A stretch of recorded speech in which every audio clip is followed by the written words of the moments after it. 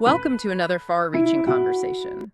Today we are opening up the Federal Acquisition Regulations, or FAR as we all know them, to really get into Subpart 16.3, which is the essential guide to cost reimbursement contracts. Okay, so let's unpack that foundation first. Before we even get to the plus fee part, what is the core mechanism of a cost reimbursement contract? And, why does the FAR seem to want us to avoid them unless we absolutely have to? The core mechanism is pretty straightforward on the surface. The government agrees to pay the contractor for all of their allowable incurred costs, Simple enough. but only up to an established estimated ceiling.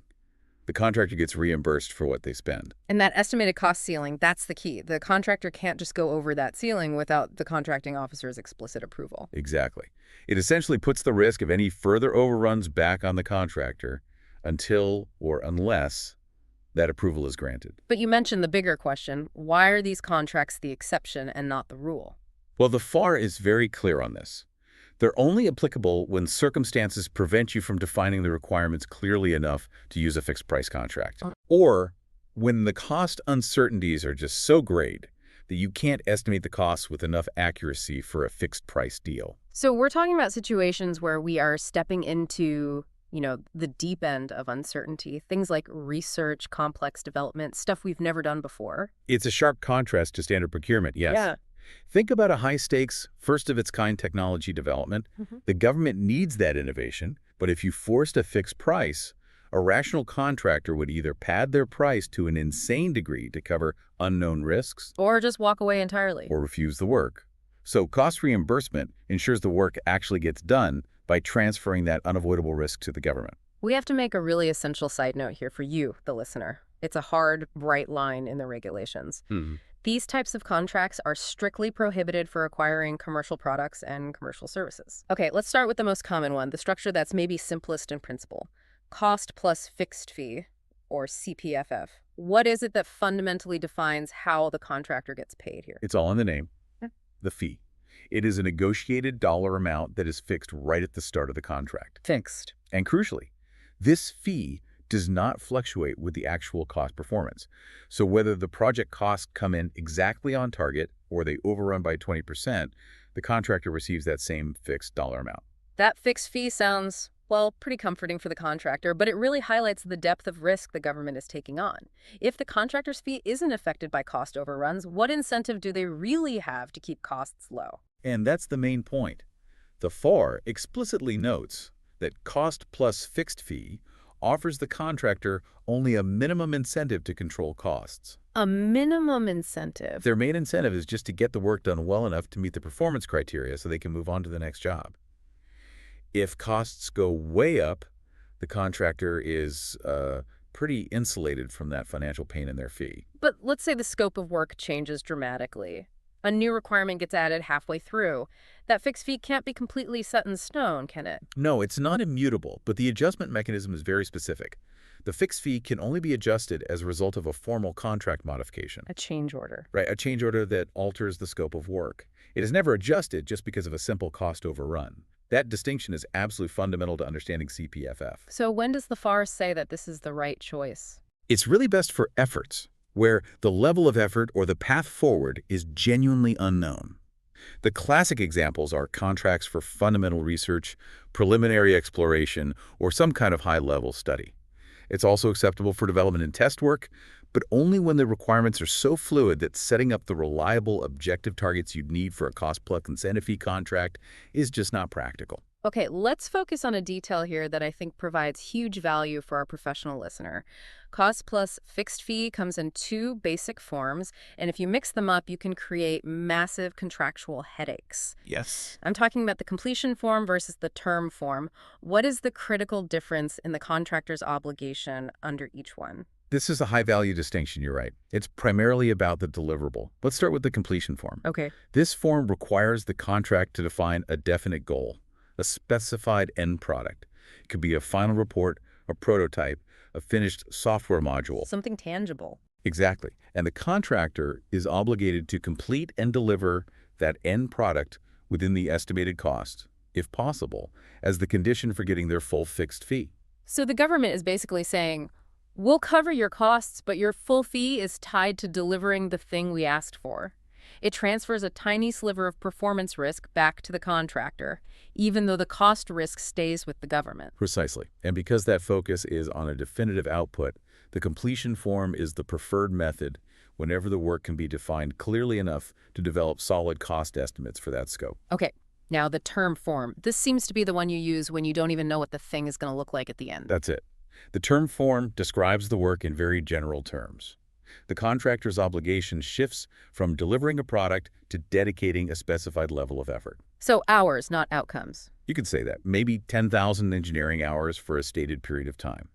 The fixed fee is payable if the contractor expends that level of effort and their performance is judged to be satisfactory. That is a massive difference. Completion form requires the product. Term form requires the time and effort. This seems vital for very early stage research, where you might find out pretty quickly that your first idea is a dead end. It allows that research to pivot without needing an immediate contract renegotiation, as long as the level of effort stays consistent.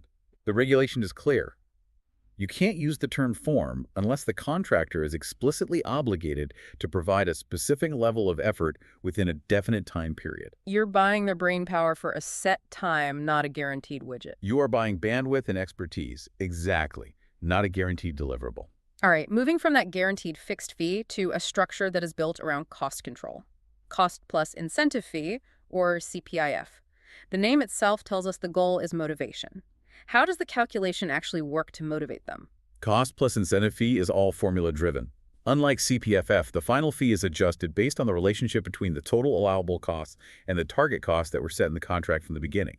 Okay, so let's say we set a target cost of $100 million. If the contractor does the work for $90 million, their fee goes up based on some pre-negotiated sharing ratio. Yes, and if it takes $110 million, Their fee goes down. that's the core mechanism. And if we connect this to the bigger picture, the whole purpose of this formula, this increase or decrease in the fee, is explicitly designed as a strong incentive for the contractor to be more efficient and manage costs aggressively. So a successful CPIF contract needs that target cost to be both accurate and reasonable. It's essential. Finally then, let's turn to the cost plus award fee, or CPAF. This one seems tailored for more complex performance criteria, things like rapid responsiveness or technical excellence, where a simple cost-saving formula just wouldn't capture the full value. That's spot on. Cost plus award fee is what you use when you need to motivate excellence. Yeah. But the measurement has to rely on subjective, judgmental evaluation, not the objective, quantitative metrics you need for a CPIF. So how is the fee structured here? It sounds a bit more complicated than the other two. It is. The total fee has two main components. First, there's a small base amount, which might even be zero, that's fixed up front. Okay. Second, there is a large award amount. And this award is based entirely on a rigorous, judgmental evaluation by the government of the contractor's performance over certain defined periods. This subjective nature is interesting, but it also seems, well, ripe for potential challenges or being seen as arbitrary. Does the FAR give us any guardrails on how the government's judgment has to be exercised? It does, implicitly, through the requirements for documentation and structure. The system requires you to have an established award fee plan that defines the criteria, the rating period, and the whole process for how the evaluation team makes its assessment. The goal is to motivate excellence in things that are hard to measure, like quality, schedule, and effective management. This brings up a critical point about regulatory hierarchy. The FAR sources seem to indicate a clear preference order when you're deciding between these incentive types. What's the explicit limitation on using a cost-plus award fee? And this is crucial for you to avoid any kind of regulatory noncompliance. A cost-plus award fee cannot be used if objective targets could be reasonably established for a cost-plus incentive fee contract. So if you can use CPIF, you must use CPIF. Correct. And furthermore, you can't use CPF simply to avoid the criteria or definitions of a cost-plus fixed fee contract. That limitation really confirms that cost-plus incentive fee, with its objective cost-sharing formula, is the preferred tool when the work allows for it. This sounds way more involved than managing a fixed-price contract, where you're mostly just worried about the end product. Here, the government needs to have visibility into the contractor's day-to-day spending and operational efficiency. Absolutely. When the government bears the cost risk, it assumes a heightened fiduciary duty. If the contractor is operating inefficiently, the government is paying for that waste. Surveillance ensures that efficient methods are being used, and if they're not, the government has the standing to step in and demand changes or even disallow costs. And finally, documentation. If you choose one of these contract types, the decision can't be made casually. It's mandatory and it's elevated. The rationale for selecting any cost reimbursement contract type has to be formally documented in a written acquisition plan. And here's the high-stakes detail.